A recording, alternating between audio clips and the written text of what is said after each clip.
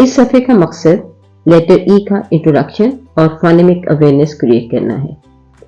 साथ साथ हमने बात की थी कि हम कुछ ऐसे लफ्जों की बच्चों को लिसनिंग करवाएंगे जिनकी बिगिनिंग साउंड ई हो। तो आप इस सफ़े के टाइटल के तौर पर कह सकते हैं कि let's meet energetic E and exciting elephant. Energetic E and exciting elephant. इस तरह बच्चे कम से कम 3 ऐसे अल्फाज सुनेंगे जिनकी बिगिनिंग साउंड ई है। उसके बाद आप बच्चों को मुतारिफ करवाइए कि लेटर ई। उसके लिए आप बोर्ड को इस्तेमाल कर सकते हैं, आप किताब पर भी दिखा सकते हैं। आप बच्चों को बताइए this is letter E, the name of the letter is E and the sound is A. Name of the letter is E and the sound is A. Name of the letter is E, sound is ए।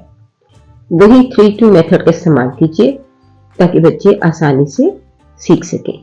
कम से कम 3 मरतबा आप कहिए और 2 मरतबा उनसे कहलवाइए ताकि बच्चों को अंदाजा हो सके, उनकी लिसनिंग स्पीकिंग की स्किल्स बेहतर हो सके।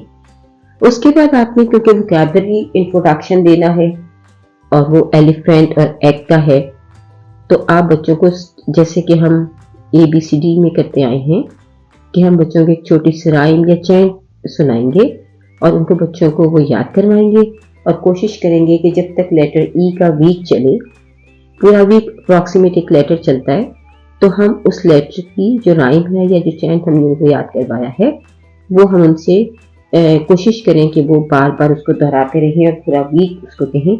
इस तरह उनकी लिसनिंग और स्पीकिंग की जो स्किल्स हैं वो बेहतर होंगी। तो लेटर ई का है a small egg and a big elephant play. A small egg and a big elephant play. Together they laugh all the day. Together they laugh all the day. बच्चों को एक्शंस के साथ ही करवाइए, जैसे small egg and big elephant. Together they laugh all the day.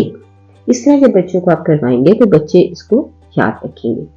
उसके बाद आपने vocabulary introduction दिया, इसकी साउंड प्रैक्टिस आपने करवानी है। This is egg, this is elephant. Egg, elephant.